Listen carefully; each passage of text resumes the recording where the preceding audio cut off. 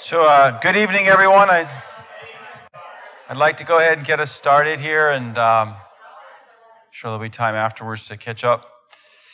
Mostly, I recognize our parishioners. Might be a couple of people visiting from other parishes. I'm the pastor, Father Anthony Soroki, and so our speaker today, Dr. Sottosanti, I got to know his daughter-in-law when I was a lawyer. So she was my mentor attorney when I was a summer associate at Shepherd Mullen. At the time, I think she was engaged and almost about to marry his son, Mark.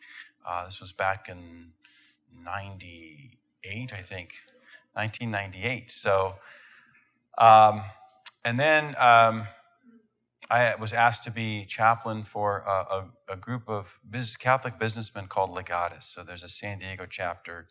And I ended up several times during the dinner time sitting next to John and Margaret, his wife.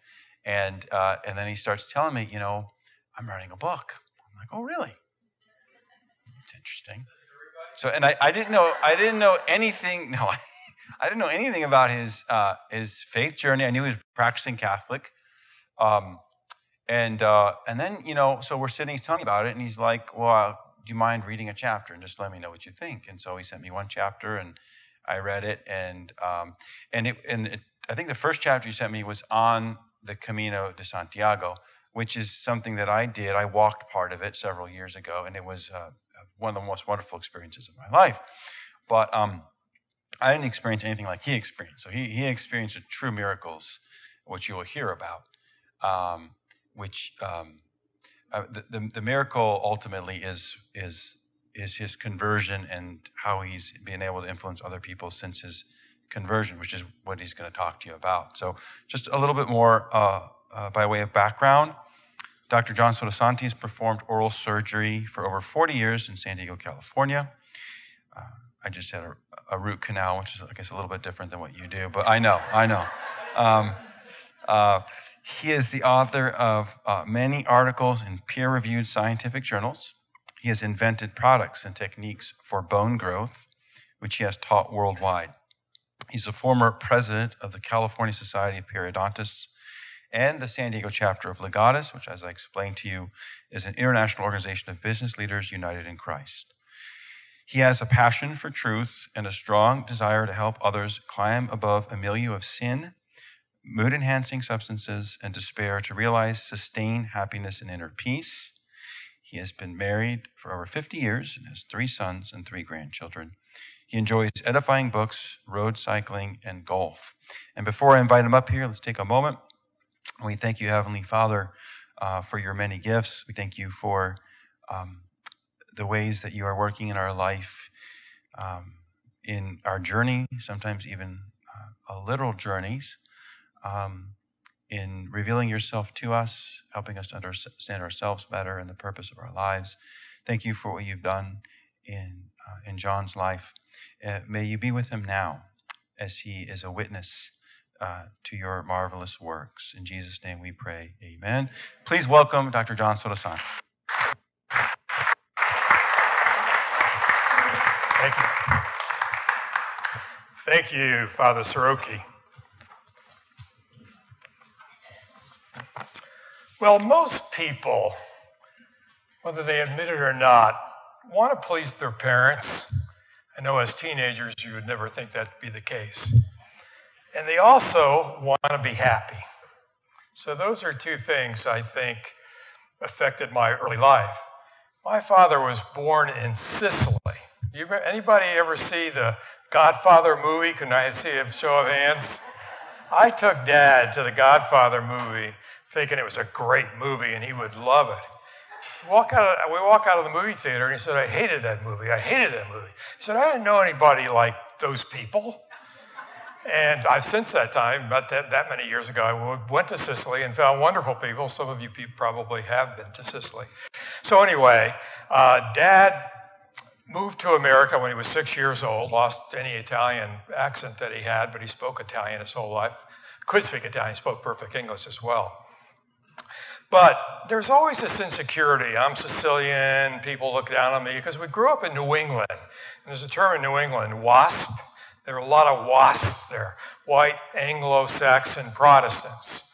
And they kind of ruled the government and everything in the country club, et cetera. And if you were Italian, you tended to live in the poorer section of town.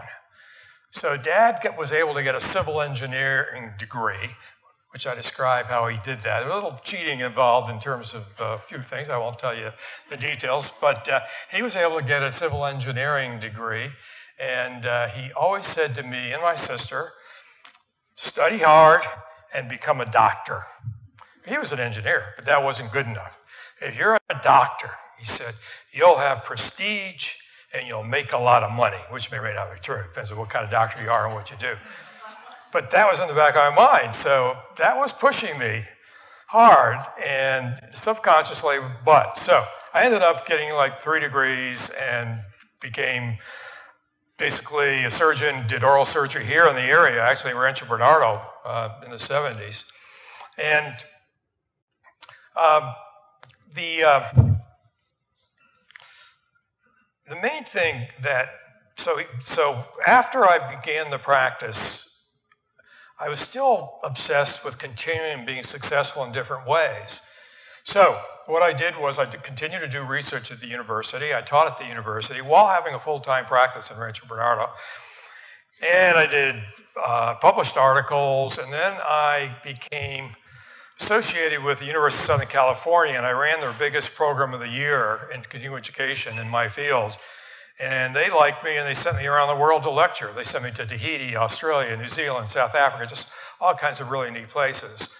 And doing surgery in the morning and maybe in the afternoon every day, and always having lots of patients, that made a fair amount of money. And so I ended up moving in 1980-something to La Jolla. I was able to buy a house overlooking the ocean right where Scripps Pier is. Ultimately, I started 3 side businesses, or one business was the practice, which eventually grew to 52 people involved, calling doctors and assistants, et cetera. And I had 2 other businesses that I started. But I was working, tremendous number of hours. But when you talk to people about being happy, what does it take to be happy? Most people think about career. I want a good job. I mean, that's really, and I had that. And they want money. They want good relationships, which I had. I was married and had three children. But there was so much stress involved because I just thought it was all on my shoulders. And I just had to do everything right. And if I did everything right, everything would work out. I never thought about God. I was raised in a Catholic house in that I did go through baptism and First Communion and confirmation, but it didn't mean anything. The moment I left high school and went off to college and joined a fraternity, there went the religion. And what's interesting is that's what's happening today, right?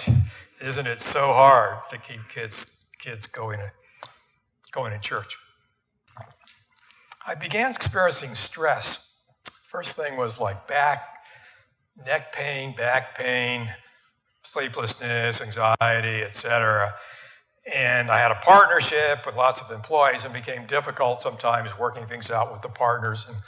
And we would go to Palm Springs every 3 to 4 months for retreats. And I had one coming up, and I was stressed about it. Don't have any idea what the big stress item was, but I was stressed about it. And remember, I said I had a big house. I also had a big car. I had a kind of a stretch Mercedes-Benz, not the full stretch, but a larger Mercedes new type thing with a sunroof. And I'm sitting I remember it like it was yesterday. I'm sitting in the driveway with the sunroof open, looking up at the starry sky, so there was no coastal fog that night. And I'm looking up there and I say, basically, well, let me read it to you since we're talking about book. I think I have it right here. On the Tuesday evening before the retreat, I sat in my Mercedes-Benz in the driveway of my Ocean View home, listening to the waves crash on La Jolla shores, experiencing severe mental anguish. Then, as if guided by a cosmic, compassionate presence, I gazed at the stars, polar white against a cloudless dark sky, and peered through the blackest hole into the universe, silently crying out, God, if you're up there, all I want is inner peace. Please help me. I don't know why I chose those particular words, but I certainly wasn't prepared for the sequence of events about to unfold. That's the first time in my entire life when I actually said, I'm not in charge. Up until that moment, I thought I was in charge. I think today, why aren't young people going to church? They think they're in charge, right? Oh yeah, I mean, they don't, no rules or anything. If I don't hurt anybody else, then anything I do is fine. And there's a real tendency to move in that direction with young people. So the very next day, I think about the drive to Palm Springs, and it'd be nice to have a book on tape. So I go to the local bookstore in La Jolla, because I was working, now I had a La Jolla office too. And I go to the rack where they had audio tapes, and I pull out one and bought it. It's called Love is Letting Go of Fear. And I'm listening to it on the way home that evening. The author's name was Gerald Jampolsky. I'm going to read a paragraph.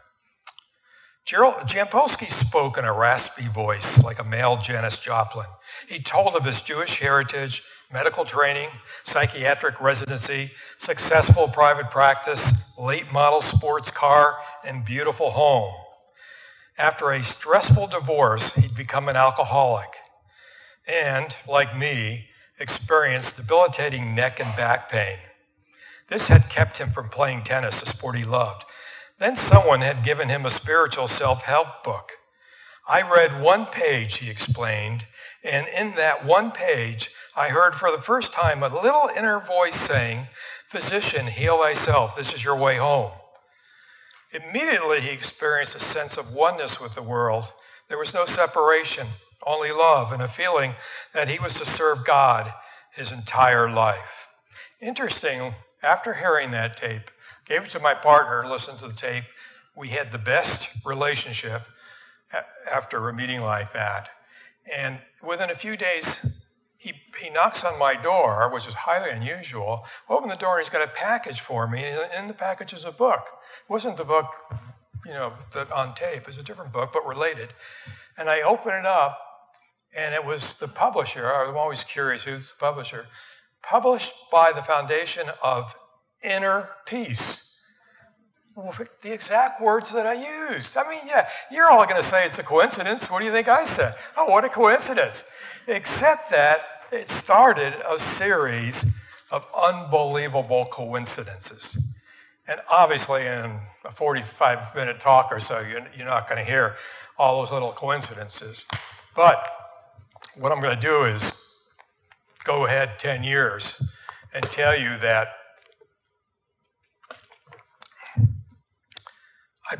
that was step one of deciding that there was a God. I wasn't sure of how to worship that God, but that God was in charge.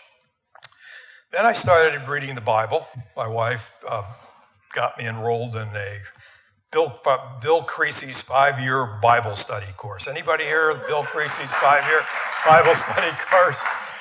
Got involved with that. Now, I'm sure that helped. Now, Margaret's dragging me to, I shouldn't say dragging. In the beginning, maybe it was dragging. But I was going to church. But one of my buddies said he saw that I was a little too stressed and a little too anxious at times and a little bit too wanting to control everything. And my ego is up there in the sky along with the stars. And so what happened was that I went to a Cursillo weekend. He said, you should go to a Cursillo weekend. That's going to really help you. I had no idea. Because I didn't have a relationship with Jesus Christ at all. I mean, Christ, yeah, okay. Catholic Church, Christ, but it just didn't have a lot of meaning. But on that weekend, anybody go to Cursillo weekend? 8 Cursillo weekend, men and women type thing?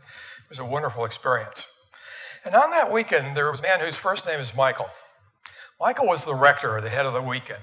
He was 6'4". He looked like a linebacker for a professional football team. really a guy that I absolutely admired, and the book goes into what I learned on the Cursillo weekend. So that was one thing that happened is like I met Mike, and then I became friends with a fellow by the name of John Bowen, who's a good Catholic down in Coronado. And talking to John Bowen on the phone, and John says, I said, John, let's have our annual luncheon together. And he said, I said, you're free at all? He said, oh, I'm free for 6 weeks. I said, why? He said, my wife's walking across, she's going to be in Spain for 6 weeks. I said, really? Is she taking a course in language? Or? No, she's walking across Spain. I said, well, who's she walking across Spain with? She's walking by herself. And I'm trying to envision my wife going to Spain, walking across Spain, on this little trail, not knowing where she's going to sleep at night, and sometimes you get lost and it's dark and everything else. And he said, no, you don't know about the Camino de Santiago? And I didn't know anything about the Camino de Santiago. So being a type A personality, and Amazon was just kind of getting popular, I went on Amazon and I ordered 5 books on the Camino de Santiago. Kind of skimmed through them all. And one of them was like an encyclopedia. Okay, that's what I'm doing when my son calls. I'm looking through this book and my son calls. He says, Dad, I've got some bad news. Now, Father already mentioned Martha, my daughter-in-law. He said, well, I knew that Martha had had 2 miscarriages. And that was psychologically very difficult for everybody involved, obviously Martha particularly. And he said, we just came back from the doctor and I have some bad news. He says we most likely will never be able to have children. One of the chapter titles in my book is La Familia e Tutto. La Familia e Tutto. The family is everything. Lots of kids, family, very, very important. And all of a sudden, I only had 3 sons, but only one married, only one that I think is going to get married. You never know. And I can't have children. So I'm reading through the book, and in a very short period of time, I come to a chapter and found out that Queen Isabella Ferdinand sent Columbus across the ocean in 1492. Well, somewhere around late 1470s or so, she wanted a son to be the heir to the throne. She had a daughter, 7 years, tried to have a son immediately afterwards, and 7 years go by, and she doesn't get pregnant. Then she gets pregnant. She miscarries and was devastated. Okay, what happened in the early 1400s, somebody decided that this man who was buried along the Camino in a little town now called by his name, San Juan de Ortega, they decided he should be a saint because he spent his whole lifetime helping pilgrims. The Camino de Santiago just didn't start. It started like in the year 900 when they found St. James' bones. So for hundreds of years, people are walking across Spain. There's no antibiotics. There's no bridges. They're having to wade or swim across rivers. It was a very difficult situation. Anyway, when they opened the casket up, honeybees flew out. And there was a sweet odor coming out of it. And word got out that he, because of the honeybees, would be a saint you would pray for if you wanted to have children. And evidently some women had done that and got pregnant and had children. So she goes to the tomb and prays. Immediately, within weeks, got pregnant, had a son, and was so dedicated to the saint and believed the saint had caused that pregnancy to not only occur, but to go to fruition. She named the son Juan. If you want to look it up, his name is Juan of Asturias. Unfortunately, died at age 28, but he basically was the male heir that she wanted. She went back to the tomb to pray for another child a year later after she prayed for Juan, and she got pregnant. And she had a daughter. She named the daughter Juana. Now, how dedicated can you be to a saint? So this is all sinking in when after Mark had talked to me, so I'm thinking, boy, maybe I ought to go. I knew Martha wasn't going to go pray, at the saints too. But I said, maybe I ought to go do that. But it was in the back of my mind. Then I found out my friend, Michael, who was the rector of my Cursillo weekend a few years earlier, came down with stage 3 non-Hodgkin's lymphoma. Basically, it's a very bad diagnosis. So because of me going to Cursillo, I got involved in a Cursillo group that met on a regular basis. One of the best things about Cursillo is it isn't just a weekend, it can be a lifetime. I've actually been grouping with a bunch of guys almost every Thursday morning for 20 years, you can imagine. So when you talk about faith and how to find faith, because I found it on the Camino, but it wouldn't have stayed there had I not really got involved with church and really got involved with the Cursillo group. So we were at our morning breakfast, and Mike's sitting across from me looking very pale. I had been to a healing mass for him. He takes off his baseball hat, and he used to have a big head of black hair, and he's totally bald. He said, I just got off of chemo and radiation. And out of the clear blue, almost like the Holy Spirit talking to me, I said to him, Mike, you want to do the Camino de Santiago with me? He said, are you crazy? He said, I cannot walk around the block. You want me to walk across Spain 500 miles? I said, no, I don't. I can't get 6 weeks off from work. I want you to ride a bicycle across Spain 500 miles. Because there's really two ways that people get the certificate, a very fancy certificate you'll see at the end. And one is walk it, and the other one is ride a bicycle. Anyway, the guy on my right said, I'll do it. And I ended up, there were 4 of us that did it. So with that, I really want to get into the slides, because I think you'll find the slides pretty interesting and really give you a feel for what the Camino is like. But the main reason I went on it was in search of a grandchild. And I'm not going to tell you what happened until I get there. Okay, so you got France on the right and the Atlantic Ocean on the left. That's the journey. You pass through the big cities of Burgos and Lyon, and you probably can't see it unless you have great eyes. But right to the right of Burgos, it says San Juan de Ortega. Anybody see that? So that was my goal. Everybody else in the group, there were 4 of us from San Diego, there were 12 or so in the group that hired this bicycle company with a van to carry our luggage and get our hotels and take us to dinner. Everything was all planned out and included. Everybody else wanted to go to the bones of St. James, which are buried in Santiago de Compostela. I wanted to go there too, but I really wanted to go to the tomb of San Juan de Ortega. And I also read Iberia. Michener said that this journey, the Camino de Santiago, is the finest journey in Spain and one of the 2 or 3 best in the world. I mean, if that wouldn't get your attention, what would? And St. James, basically you'll find out there are 3 depictions of him. One is the saint, as you know him, St. James the Greater. St. James the Pilgrim, because he went to Spain to preach. And there was a legend that he was seen during a battle in the 800s. He was seen on a white horse slaying Moors. And so there's the nickname of St. James the Moor Slayer. And if you go on the Camino, you'll constantly see those 3 depictions, particularly in the churches.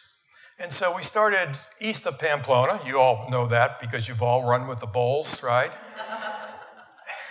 So we started there. And in the area, in the mountains, is where Hemingway, he wrote The Sun Also Rises, I believe, when he was staying in Pamplona or in that area. But he used to fish up in the Pyrenees Mountains, and that's where we started. And so the bike company basically met us in Pamplona and drove us up to the city. There are only 12 permanent residents in Roncesvalles.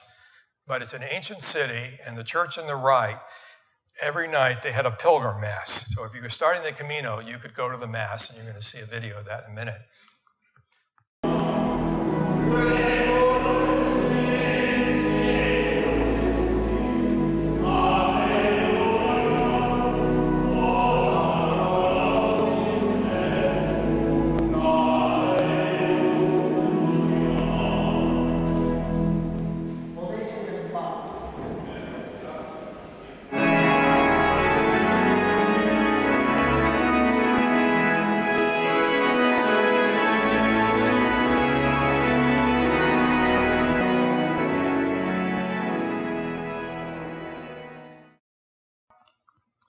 I felt that if I was asking God to help me get a grandchild, I had to do something in return.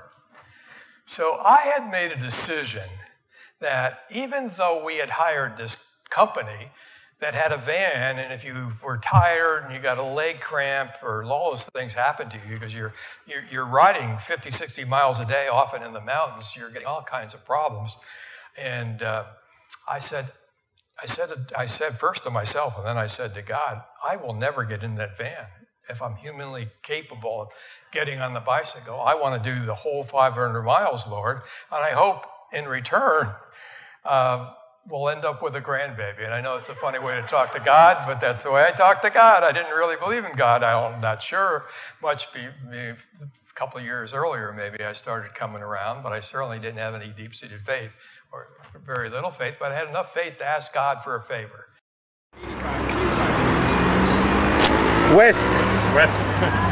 Well, West, young What's man. your comment for today? What do you expect today, sir? To keep out of the van. That's my goal. Why? Because the goal is to ride across Spain. So the beginning of the ride was in the Pyrenees Mountains, but a lot of it was flat, and we did cross 3 difficult mountain ranges. This is not one of them particularly, but it's a gorgeous country. Hemingway probably fished in that stream or a stream like it. And you go through Pamplona, which there really isn't a lot spiritual there, and you come to the Church in the Unate. It was about a 1,000-year-old building. Nobody really knew why it was built. It had Moorish features and all kinds of features, and it wasn't near a population center. But the Catholic Church got a hold of it, bought it, and turned it into a Catholic church. So if you look on the picture on the upper left, I sat for about an hour and basically prayed to God, to Christ, in the Church of St. Mary of Unate, probably looking at Christ the baby. Dear Lord, please help Martha have a baby, and I will do everything I can to do all 500 miles. Now, I'm only in the beginning of the trip, and I had no idea of all the things I was going to run into, and there were quite a few. You had to read the book, though, to find out. And by the way, if I do ever make any money off the book, it's all going to go to Catholic nonprofits. Certainly nothing. And I'm only doing this for one reason. The Lord helped me a lot and made me a believer when I really wasn't one, and anything that I can do to help anybody. Just a little side note. I was at a party 2 weeks ago, and a man came. He was related to the guy that I know, and he said, we started talking, what did you do? And I said, oh, I did this, and I went to this dental school and stuff, and he said, and then I was in the military, and I was working in the military for 3 years. Where were you stationed? He said, I was stationed there 3 years after you left. And we became, in 5-10 minutes, we became acquainted. And he said, what are you doing now? I said, well, I wrote a book, and I'm somewhat promoting my book. And he said, really? What's the name of the book? And he took out his phone and he ordered it on Kindle. That was a month ago. I thought I'd never hear from the guy again.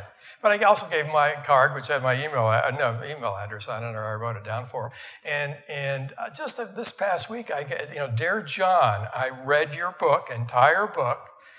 He said, I was raised Catholic. He said, but I haven't been to confession in over 30 years, and I haven't hardly ever go to Mass. After reading your book, I'm going to get back and become an active Catholic. And I thought, if that's the only person that I touch, Father Soroki's smiling because he knows what the last chapter of the book is all about. I came back from Lourdes. I'm going to jump ahead. And why was I in Lourdes? That's another long story you have to read the book about. But in an hour and a half, I converted a Lutheran into a very devout Catholic. I mean, she decided at that meeting, an hour and a half meeting, to become a Catholic. I steered her to the RCIA program at St. Bridget's Church in Pacific Beach, and she became very devout. Well, thank you. Well, I wouldn't be up here if I didn't think God is really up there, and He cares. I mean, some of you out there have various problems or whatever. I talk about the surgeon battles the 7 deadly sins. Do you know what they are? I had to memorize them if I'm going to talk on them. I hope I can remember them. Pride, envy, wrath, sloth, avarice, gluttony, and lust. And I could, go on to why those sins are, so many of them are so big today. But I honestly think that if you reach out to God and turn your life over to God, God cares about everybody. I mean, here was this guy living near the ocean. All he cared about was making money and doing all these things. And I had degrees on the wall and honors, and I traveled to many countries at USC's expense. And why would he care about me? All I did was turn to him and say, God, I can't do it. All I want is some help from you. And it's amazing how the things that happened, the people I met. So this in 2001 is me. I saw 22 years ago on that trip. And it was such a great trip that this is Margaret. 7 years later, I went back. So most of the still pictures are going to be of the second trip. And she's wearing a scallop shell. All the movies are going to be from the first trip. She's wearing a scallop shell, which makes her known to everybody that she's a pilgrim. And you wouldn't believe how nice people are to pilgrims. I mean, it's almost like going on the Camino and immediately having hundreds, if not thousands, of friends. And you pass such beautiful places like this bridge in Puente la Reina, the Queen's Bridge, built 1,000 years ago. And this is at dinner that night. We stopped by to see the bridge, and you see the yellow arrow right there. That's how you know. And if you get lost, you may get lost a long way. You've got to find the yellow arrow. And the next morning, that was a steep bridge to ride over, and Margaret cheated a little bit and got off the bike and walked over it. But I couldn't, could I? I had promised I would ride every foot of every foot of every mile of 500 miles. So I rode over the bridge, and it was a pretty good incline, although they got worse later on as far as the amount of inclines. And this is the next town called Estella, which is a beautiful town. So I'm going to go through maybe some slides pretty fast because I just want to say these towns are incredible. They go back thousands of years, and they all have legends, wonderful legends and stories, and the architecture in the churches is incredible. But in Estella, in every town that you go through, you've got to find the place where you get the stamp. Because when we went through that mass at the beginning that you saw, we were given a passport. And every time you go through a town, you find either a church or a bar. And they will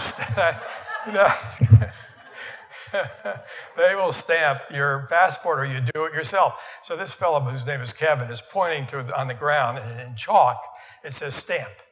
And then if you look where the arrow pointed to, there's a little tiny table. And if you walk over to the little tiny table, you take out your passport and the stamp pad, and you stamp it. And you will be quizzed at the end of the trip to see the dates that you were in all these towns to make sure you didn't hop on a bus and ride across. They wanted you to suffer.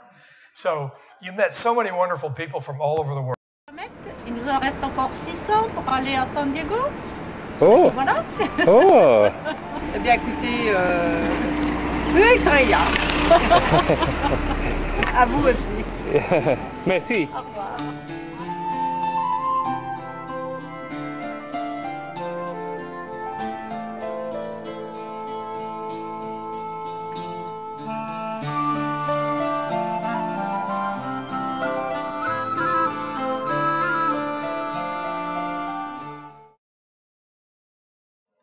A lot of them are. And this happens to be an incredible church. There's so many beautiful churches. One of the things that caught my eye were the twisted columns. When have you ever seen twisted columns like that in a church? The 12th, 13th century type thing. And some of the artistry they're done by the pilgrims is really interesting. And what happened was one day, we were told them that morning to stop at this place which had free wine. Now, we couldn't drink very much and ride a bicycle. And they didn't have any classes for us. So we took these scallop shells and put the wine in and sipped it. And there was a long line. And we probably spent an hour at this stupid thing. And it got us behind schedule.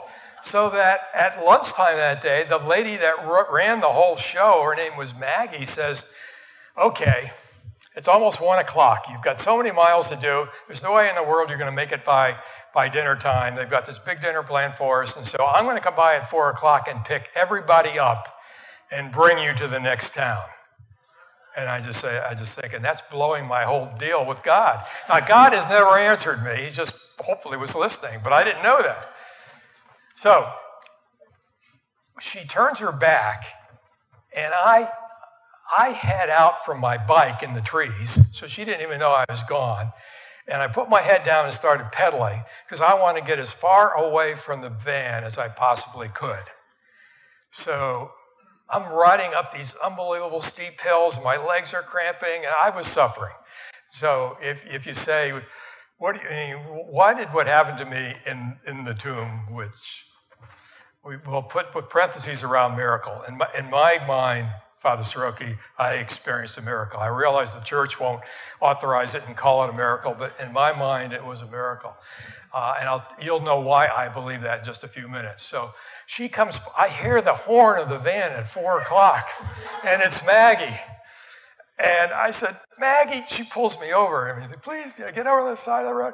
I said, Maggie, please. I said, I'm way ahead of everybody else. I can be there by dinner time, please. But let me ride. And she did. And I came in so beat up. I came in and they were having dinner, fancy white tablecloth and bottles of red wine. They're from the Rioja region of Spain. I got a cramp. One of the first ones I've ever had in bicycling. And my foot came up and hit the bottom of the table and knocked all the wine over. So instead of having a white tablecloth, we now had a red tablecloth. So there was some suffering, Father, on this trip. And this is the second trip, of course, and when we got to the hill, and Margaret was with me on this trip, this just gives you an idea of looking down on the vineyards of La Rioja region of Spain. And that night, or when I was with Margaret, after dinner, we were taken into the caves for a very nice wine tasting. So yes, I suffered some, but I also was able to enjoy some events like this. So if anybody's ever interested in going on a bicycle trip on the Camino, certainly get in touch with me. But in this town of Lagrona, which is in the heart of wine country, was just one of hundreds of beautiful churches. And they all have legends and stories. If you just take that one church and you look at it, it's a weird looking church because it's got all this plain stuff in the middle. There's two reasons for that. One is that entryway, if you can see it, all little statues, probably biblical, etc. Beautiful, absolutely beautiful. And they wanted to call attention to the statues in the entryway, so they left the facade totally blank. And you follow all the way up, and you don't see ornamental type design till you get towards the spires, and they're pointing to heaven. And the retablos all give a history of our faith. So we're now moving along, and you see the red arrow. We're getting pretty close to Burgos with San Juan de Ortega, but we come to this town I can't skip over. It's called Santo Domingo de la Calzada. And he was another saint who helped the pilgrims a lot. But this town is known for being the town of the miracle of the chickens. Officially, it's called the miracle of the innocent. Because there's a story that says that a young man, 17 or so, was traveling with his parents, and they stopped at an inn, and the daughter of the innkeeper thought he was a handsome young man and wanted to spend the night with him, but he was a good Christian and he wouldn't do it. She was so upset, before he left, she took her father's goblet made out of silver, put it in his luggage, and then told her father it was missing. They realized that somebody must have taken it. The gendarmes went out after them, found it in his luggage. He was sentenced to death. They tried to hang him, but he wouldn't die. So that they multiple times, he just kept talking and he wasn't dying from being hung. Everybody else always died, but he didn't die. So they figured that, so they better go tell the king of the area, and they tell him, and he says, if you did all that, he's got to be dead. He said, he could be no more alive than these chickens I'm about to eat.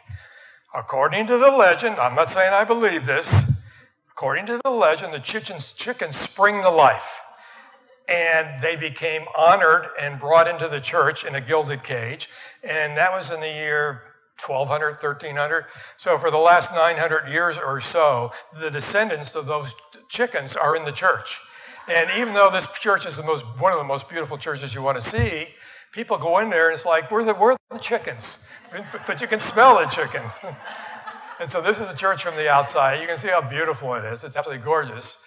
There's two chickens here. Domingo de la Casada is on the left, and me with no glasses and the skin pulled back.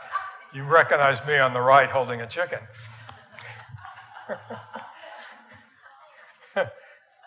So, this is Carlos and his camera.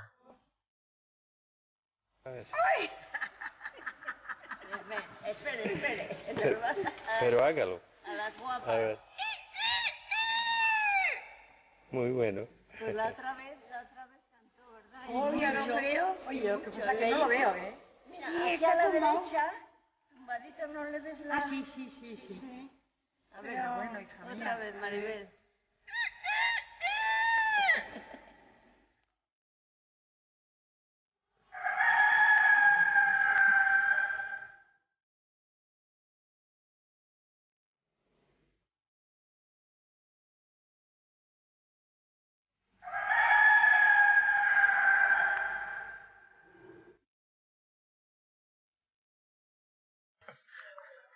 Now, the very next day, this is the hill heading towards San Juan de Ortega. And it wasn't this hill, but a hill just like this. It was flat. There was no hill that you see on the left. It was all flat, but at the top of the hill were two buildings. And there were old ancient stone buildings, and there was no shoulder. So I'm racing Carlos up the hill. I'm in first place, which maybe 20, 30 feet ahead of Carlos. And there's this man comes out of nowhere and starts looking scared as could be. And he's going like this, like, move over to the right. So I move over to the right, and I look up, and I couldn't see it because of the curve. And there's a Mack truck coming right at me, and there's no shoulder. So I purposely steered the bike into the building on the right. You're going to see a video of the aftermath. And purposely crashed the bike. But as I hit the building, not only I scraped my elbow, but I crashed downward, scraped my knee. But what I remember, I can close my eyes and see it. 12 inches from my head, I saw the rear tire of the Mack truck. So I came within 12 inches of being totally crushed by the Mack truck. And you're going to see this, evidently about every 15 minutes, a Mack truck comes by. And here is Carlos filming after they picked me up. And you're going to see some interesting things regarding the Mack truck coming by. But when the Mack truck comes through the building, I want you to look to see how much space there is between the buildings. So Carlos is right in the middle of the street. Just like that. Just like He did. We watched it. And he hit the building right as the truck hit the spot. You couldn't see it, the blind car. And the bike didn't get run over, so I was able to get back on that bike. Now, two things happened that day. Carlos also had an accident and scraped his knee, and Maggie washed it off, put iodine on it, and she put a big white bandage on it and taped it. Then when I fell, she came after me with her bottle of iodine, which stings like crazy in case anybody knows. But that isn't the reason I didn't want iodine. I just wanted the air to, I know that the bad bacteria are called anaerobes, and I wanted air and sun to get into the wound. It wasn't a deep wound. It was more of what we call road rash. The top layer of skin was up, but it's all bleeding about 4 inches wide. And I didn't let her put a bandage on it. In the next video, you'll see I'll see me coming down the hill. This happened right afterwards. I don't have any bandages on my knees. This is me coming down, and then you'll see Carlos.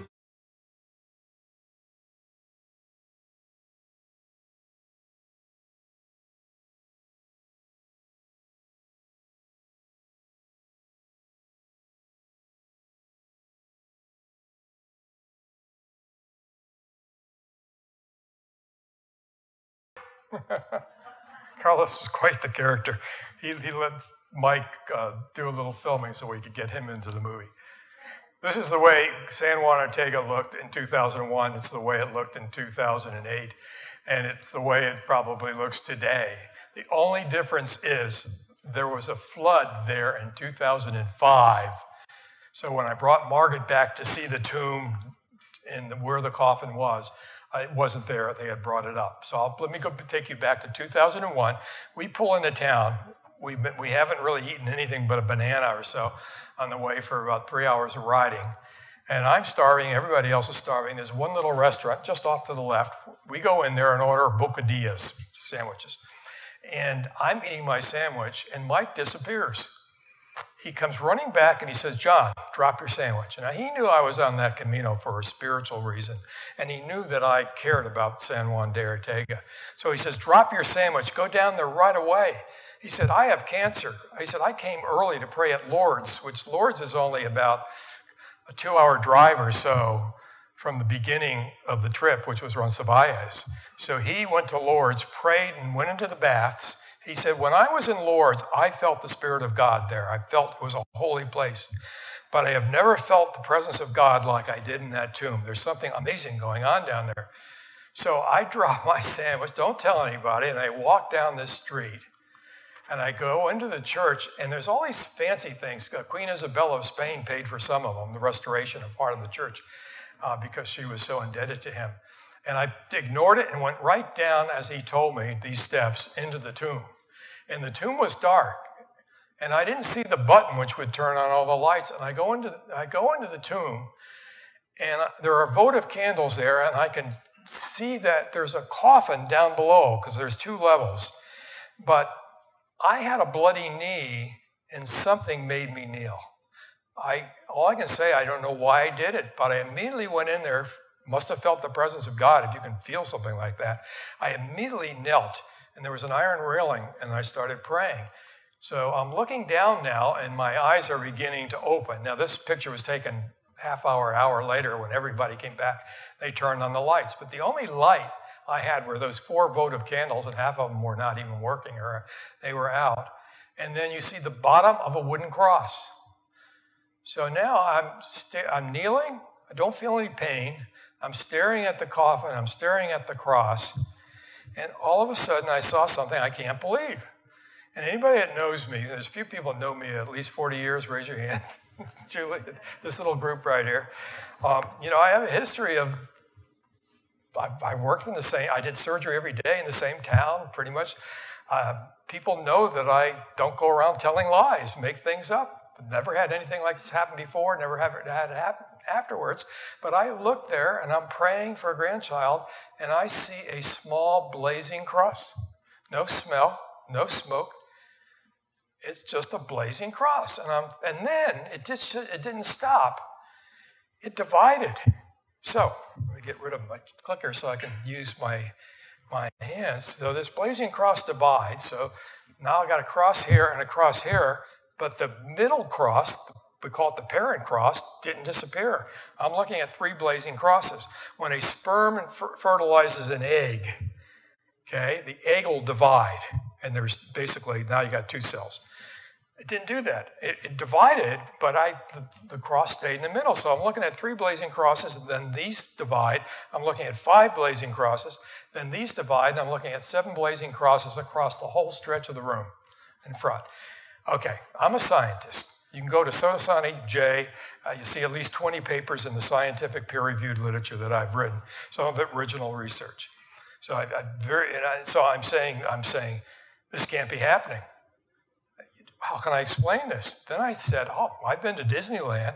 I've been in Pirates of the Caribbean. I know that you go through on a boat and you trip something, and these pirates come running out in front of you, or all these things start happening. When I came in, I tripped something, and there must be a time delay because 15 minutes have gone by, and now I'm seeing a show that the Spaniards are putting on for me. Isn't that nice? So I turn around, expecting fully, because remember, this is the day when LCD and digital was just coming on. Most people were still giving their presentations with Kodak carousel projectors, little Kodachrome slides, right? So I'm sure that there's a Kodak carousel projector behind that wall, and actually a movie projector, because it was moving. And so I look behind me, and it's a solid wall. Now, how do you explain it now?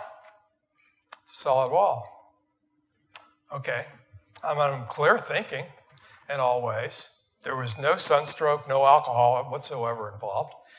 So then I say, these votive candles down there in front of me, the 4, or whatever was still lit, because they all weren't working, are somehow reflecting light off of my glasses, and that light is looking like blazing crosses. So I go to take off my glasses, and they were in my back pouch, because I didn't wear glasses regularly. I just used them for reading. Okay, so now, what's causing it? Anybody have any ideas? I finally gave up. I said, this is incredible. I mean, this is a vision. It's the only vision I've ever had in my life. And I will look anybody in the eye. I will take any lie detector test. But I had a definite vision. And that vision went on for, I would guess, 10 or 15 more minutes. But during that 15 minutes, I had this unbelievable certainty that this was a gift from God and that Martha would get pregnant and have a baby. And that's why and the only thing that happened was when the crosses appeared, it was very rhythmic. I drew it out as I was explaining it, but it was 1 cross, 3 crosses, 5 crosses, 7 crosses. If anybody plays music, you know what a metronome is. You can set it for any speed. So 1, 3, 5, 7. Thought came into my mind that they're about ready to leave. The crosses just didn't disappear. They went 7, 5, 3, 1 out at the same time. I mean, you talk about the beautiful world we live in and how God orchestrated it, created it. God can do anything God wants. It's just, our human minds can't understand it and realize it. But it changed me. I mean, I'm still changed. When I came home, Margaret can verify this, that was the days when we first bought digital cards and had digital cameras, right? So we bought a digital card that you could take 100 pictures on. So what you did is you came home, you put your digital card out of the camera into a card reader, you transferred those digital images onto your computer, then you deleted your card so you could start over fresh again, so you never have to buy another one. I did that every time for 3 years, except I only deleted 97 photos. I always left the 3 photos of the front of the church, the casket, and the cross. They're still on my computer. You can come over to my house sometime. Margaret, you going to serve everybody? Where are you? She's not smiling. But they're still there. I didn't want to delete them.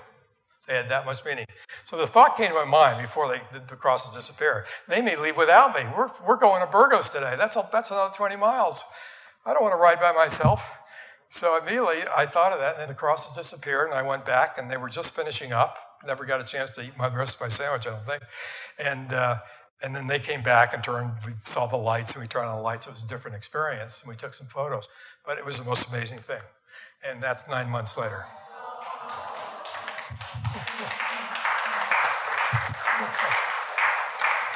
Okay, to be honest, it's 9.5 months. But he just went into his senior year at Yale University. So family is everything. He's 6'5", Margaret? Yeah. And who's he looking at? I just gave him the book. I don't know if I'll read it. I mean, kids don't read books, spiritual books. We'll see.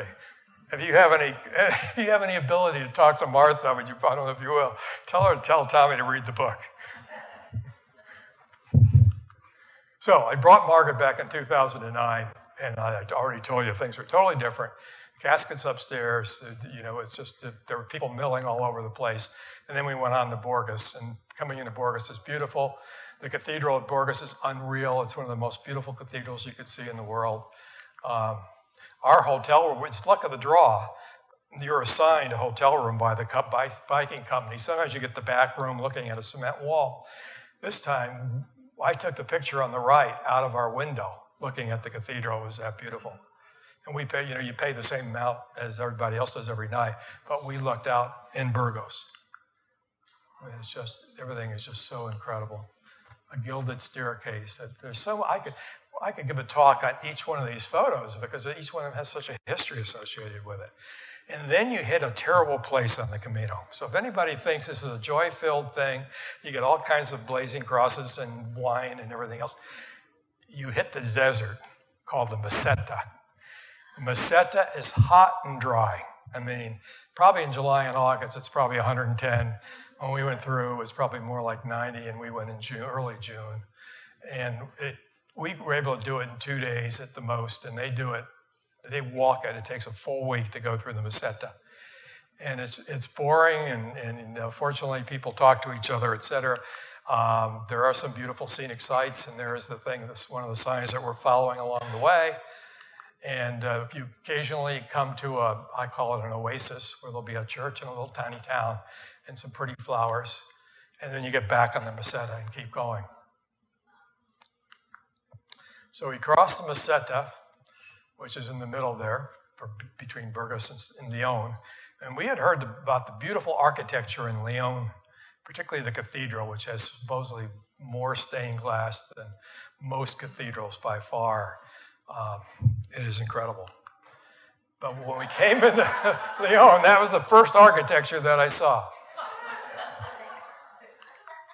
But that gives you a little glimpse. There's 20 times the amount of stained glass of what you're seeing there on the right, because it wraps around all the sides. They're all stained glass. But it's absolutely beautiful. Now, one of the towns that we ran into is called Puente de Orbigo. And I show you some of these places because I want you to know how much charm there is. There's all these legends you can learn about and read about. So there was a night in 1434, it's been reported in a number of places, and I don't know how to pronounce Spanish, I hate to say, so I would say Suero de Quinones.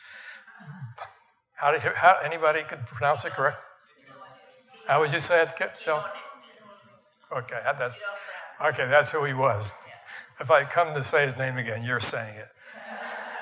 Every day they say in these legends, and so many of them are written down, for 30 days, anybody that wanted to cross this bridge, they had a joust with him, and he wouldn't let them cross. And he challenged all, and he beat all 30, or everybody that he saw in 30 days. So my friend Kurt, who was one of our 4 that went from San Diego, he was an ex-fighter pilot, so he liked to fight in a sense. So he decides to attack Carlos, who's just standing there with a video camera. So here he comes. Let's see who wins.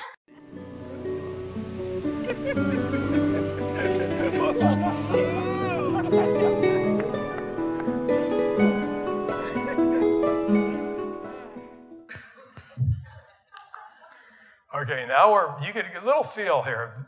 We on our bikes, I've got a road bike on this trip, and the pilgrims that are walking are on the path just off. So sometimes we separate, sometimes we're side by side, sometimes there's no side path, we're going through a city and we're on the same roads together. But we go through a bunch of little hammocks like this, where population 20 or 30 people, but charming little restaurants. This is a famous little albergue, which is an inn for pilgrims. For $5 a night, you get a bed, and I think a bowl of cereal for breakfast. Now, I want to show you your bed. There are 20 beds that I can count. Okay, those are all double bunk beds. So if you can count how many beds up on top, whatever, I think there's over 40 people sleep there. And the showers are cold. Many times there's only one shower for men and women. It's pretty rugged, but that's the ideal way to do it if you can do it over 7 weeks. Shirley MacLaine wrote this really weird book. I would not advise that you read it because she has all spiritual adventures with past lives.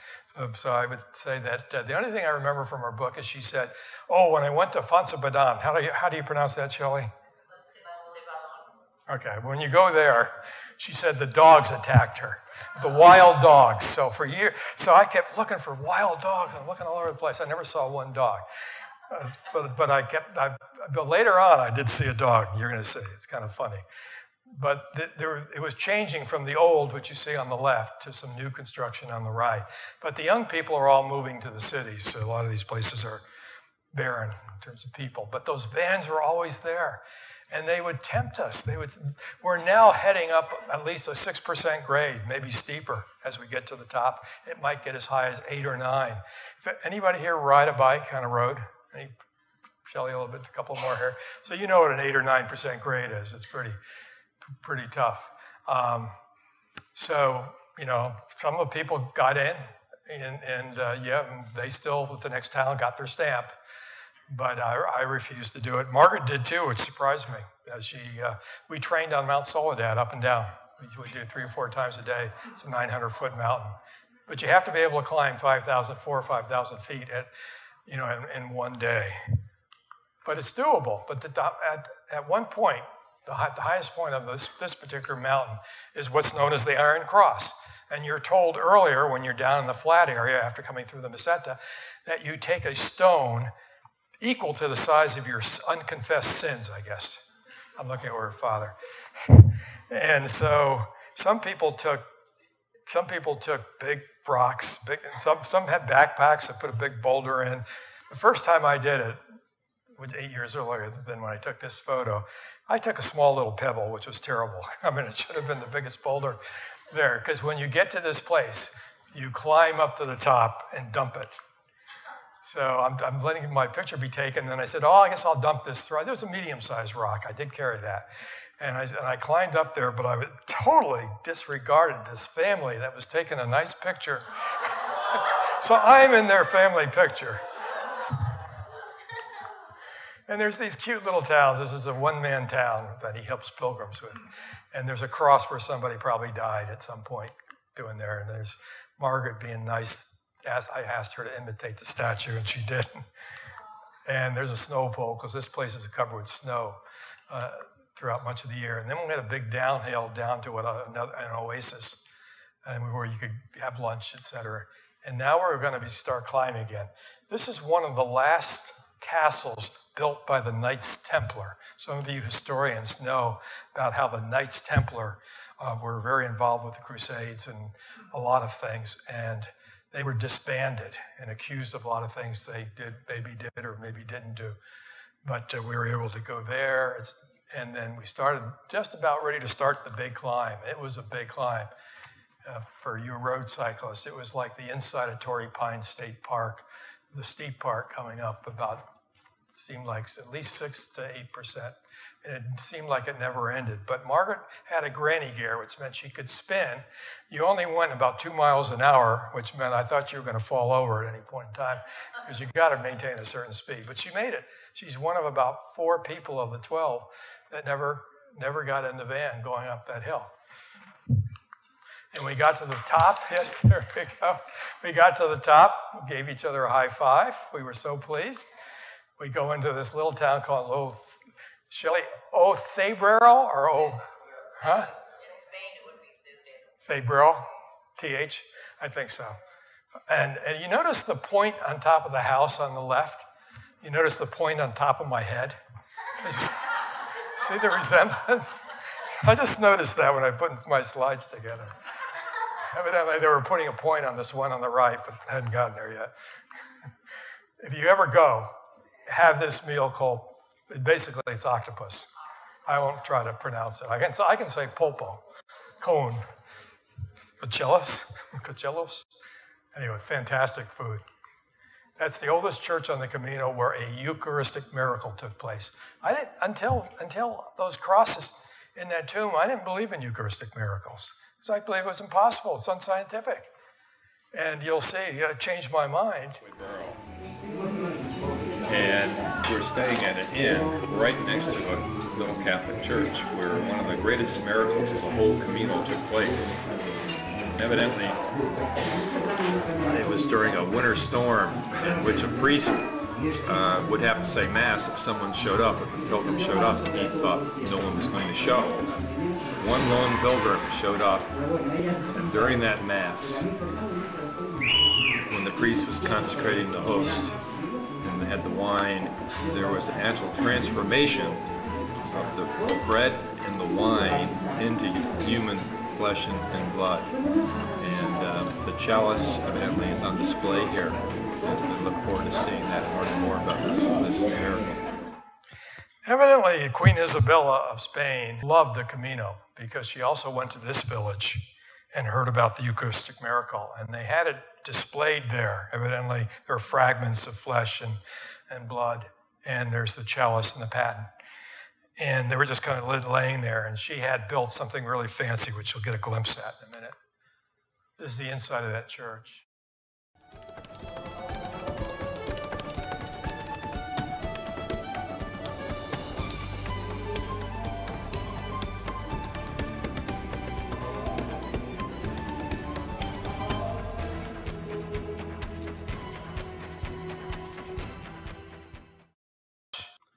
And one more hill that we climbed, and then we start downhill. Now we're really getting into Galicia, which is very similar to Ireland and Scotland. Green grass, cows, drizzle, rain. And one day, they told us, well, normally we don't have cyclists go on this because it's a little bit dangerous, but if you guys, the four of you guys want to go on it, go ahead. So the four of us went on it. Here we had to go ahead and stay on the rocks because it had rained that morning. And it seemed very peaceful because the area, some of the buildings dated back to 1200, 1100. Some of the ancient plows from the medieval periods were still there. So we were enjoying all that and thought everything was tranquil until these things started coming at us.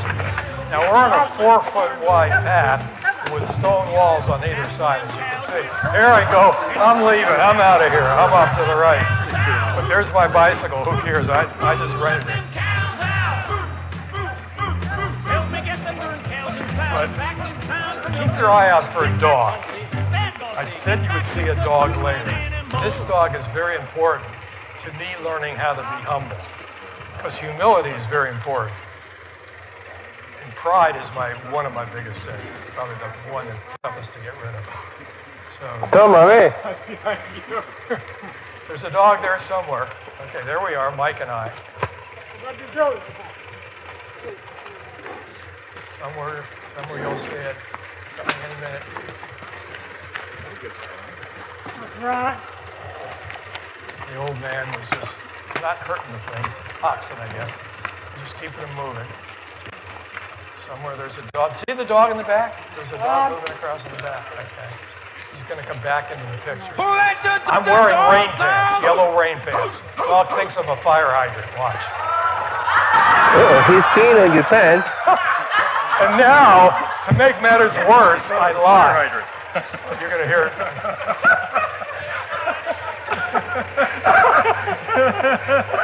I'm saying there wasn't much there. There was plenty. My whole sock was soaked.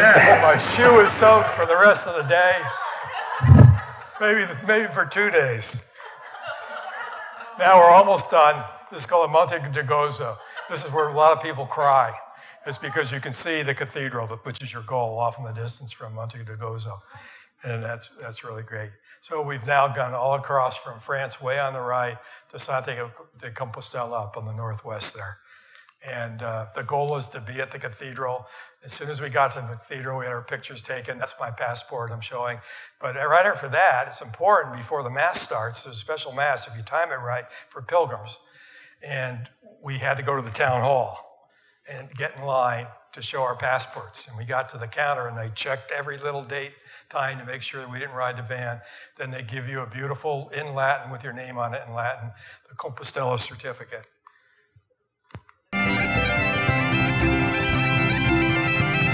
This is the Pilgrim's Mass. You'll see in a minute.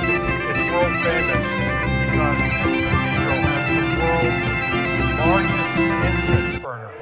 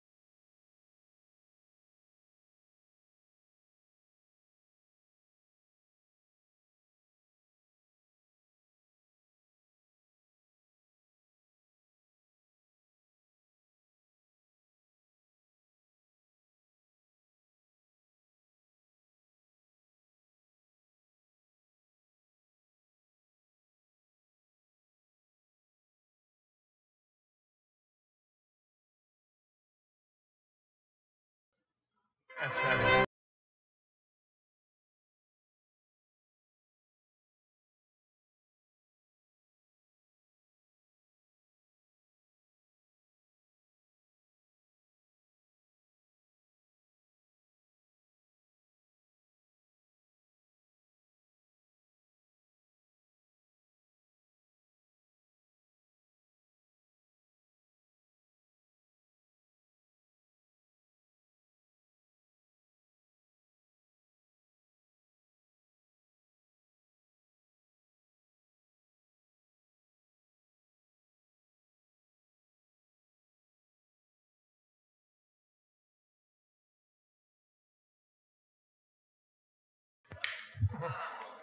Yeah, it's quite an event. Anyway, it took me a long time to start writing it, but I decided that that it changed my life. God changed my life when I finally turned to Him. So I wrote the book. And this is my website, mortaladhesions.com. And the book is on Amazon. I also have some copies here if you want them. Let's remember, the money's going to church. Not this church necessarily, but it's going to Catholic charities. And thank you for listening.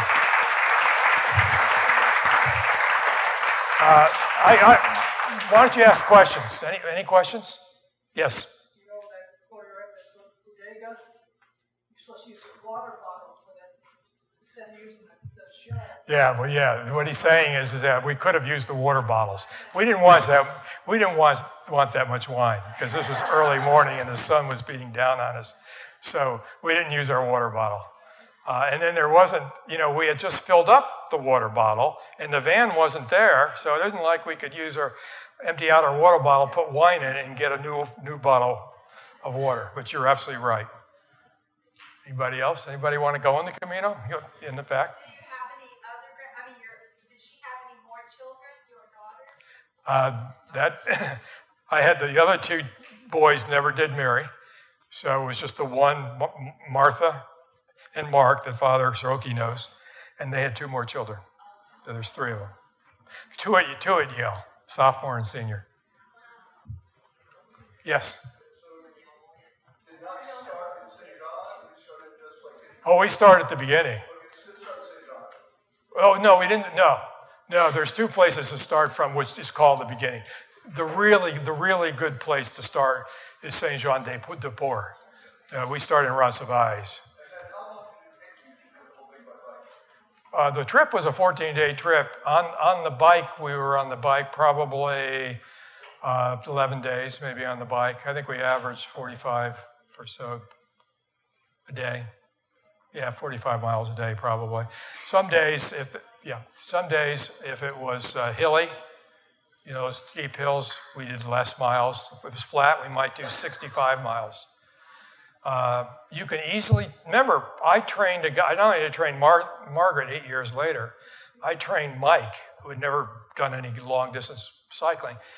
Post-cancer treatment, we started at Mission Bay and went around Mission Bay a couple times and gradually started going up to Del Mar, gradually did the Torrey Pines Hill until in May, early May, a typical day for us was UCSD to Oceanside for lunch and back 50 miles. Well, 2 or 3 times a week, yes. Pardon? Did he ever recover? Oh, good news, yeah. Not only did he recover, but he's a permanent deacon in the Catholic Church and has been since 2008. We went to his ordination. Yeah, it's a great story, and he's a great guy. If anybody wants a book, you can get them on Amazon. About to say a little cheaper than Amazon, but that's not why I brought them. In case somebody wants to get it signed, I'll be happy to sign it for you. So it's in the back of the room. Thank you all for coming.